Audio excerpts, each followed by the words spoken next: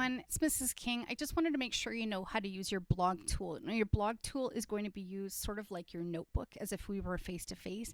I want to see what your thinking is like as we go through time, but also I want you to think about it as a reflection tool, because by the time we get to the last 2 days, you're going to be doing some portfolio work for me as a culminating assignment.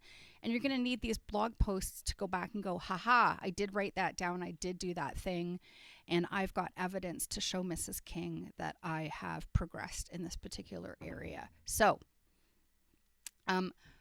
when you're looking at your Brightspace homepage, you should see blog as one of your top options right here. This is sort of like your notebook. The trick is that there are a couple of things you need to do in order to make sure that I can see it. So I'm going to go ahead and make a new entry. These are things that I've done in the past.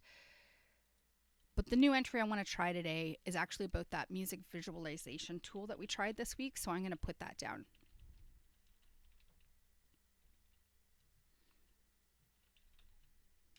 And maybe I'll put that, this is my best one, just so I remember for later if I'm using this as an authentic reflection. Okay, so I pre-wrote this, but I just said, I was surprised that this song moved me so much. I didn't think about the highs and the lows of my emotion when listening to songs before trying this visualization tool. Now, you might want to put a link in here to the actual visualization that you did, because it'll help me see what you were thinking.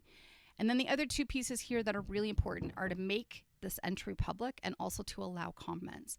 I'm going to use this chronology, this date and time thing, and you might want to do that as well, because you want to see your reflection over time. So you remember, oh, I used to think this, but now I think this, and that's a little bit different. So let's say I want to add the visualization in here. So I've got my music visualization open in another tab. I did it in my Google Draw. If you did it as a piece of paper and then added it, you're going to need to go back to your drive and say new file upload. So you've got to get your picture to your computer somehow. I find the easiest way is that maybe on your phone, if that's what you took the picture from, you've got Google Drive run on your phone, and then you can just drag it right into a new file. But if you end up using it on your computer, then you need to file upload the picture that you took and then put it into your drive. So I've got it saved here. And the important thing here, of course, is to change the sharing settings. You can change it so that anybody on the Upper Grand District School Board can see it. Of course, you can also go worldwide and turn it onto something in the web, but I'm going to copy that link and click done. And now go back to my blog entry, and I'm going to hit this little chain thing, which means link. And I can link to certain things. Some of these work better than others, but I'm going to hit URL because that's what I just made.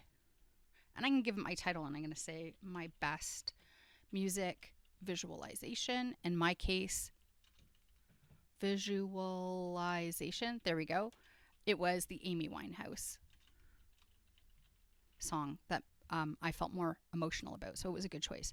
I like new window because then when you click on it, it's going to open it in a new window rather than take you away from your page. So that's it. That's the link. And now you've got something saved for your blog. Boom. So you can see over time, this is sort of your notebook.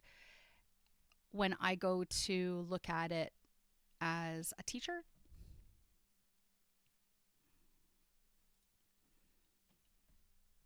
then I can see who wrote me something this week. Okay, and I can see all of your blogs at once. So that's a very helpful tool for me, and hopefully that won't take you a minute to get used to.